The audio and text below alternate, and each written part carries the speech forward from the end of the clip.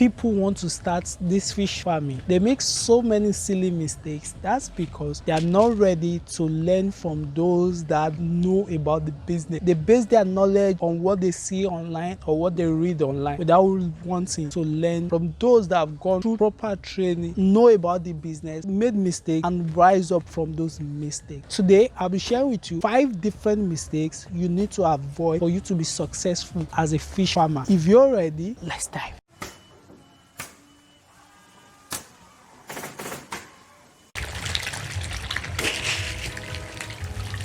The first mistake that most people make when it comes to fish farming that not making them successful is actually not wanting to learn from those that know about this business.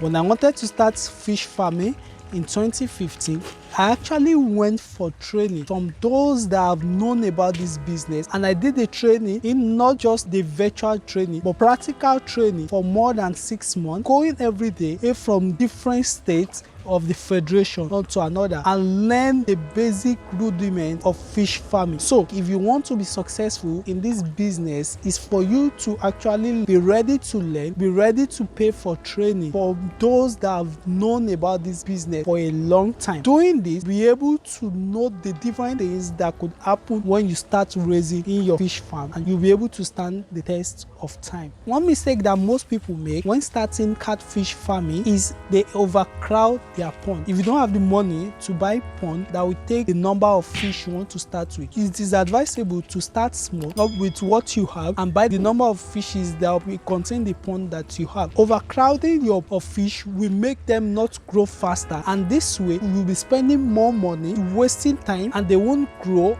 to the desired weight at the required time when you are supposed to sell them.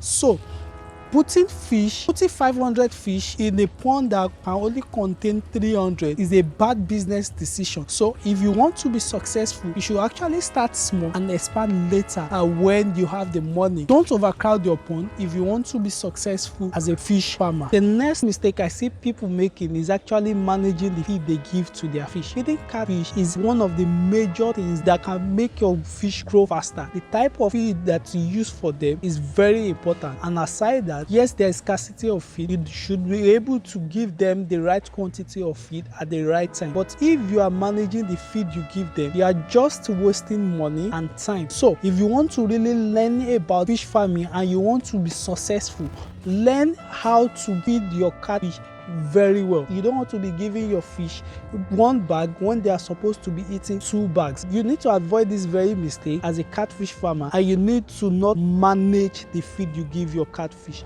if you want to be successful in this business. The next mistake you need to avoid is actually related to money matters. If you really want to be successful and you don't want to just come and pack immediately you start the business, is to avoid to start a fish farm with loan. You need to start small, expand little by little. If you start a business with a borrowed money, especially if from the bank, you don't know if you are going to be successful. Yes, you might have seen people from different walks of life watch YouTube videos, people telling you, oh, there's money in fish farming, you can make money from it. Yes, there is money in it, but if you really want to be successful and you want to last the test of time, don't, and I say again, don't ever start a fish farm with borrowed money. Start with the little that you have, expand little by little, and even if you are going to borrow money, it will get to a stage where you know that you've known about this thing, and you can actually succeed when you borrow money to expand the business. So like I said, don't make the mistake of starting a fish farm with a loan or a borrowed money. The 5th mistake you should avoid if you want to be successful is actually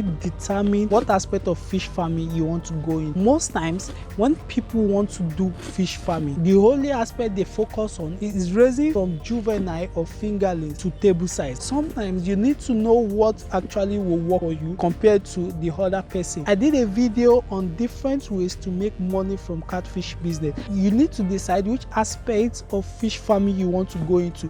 You can watch this video here. Choose an aspect that you know it will be easy easy for you. Being an expert in that will make you successful and will make you stand the test of time. I would like to know, which of these mistakes have you made as a fish farmer, or have you seen people close to you make as a fish farmer? Drop that in the comment section. If you want to learn about fish farming, I have a complete playlist on fish farming. You can check it here and also in the description box. If you want to consult me for more training on fish farming, I'll do that for a token. You can contact me through my email in the description box as well. If you have not subscribed, please click on the subscribe button, turn on notifications so that you know when I release a new video.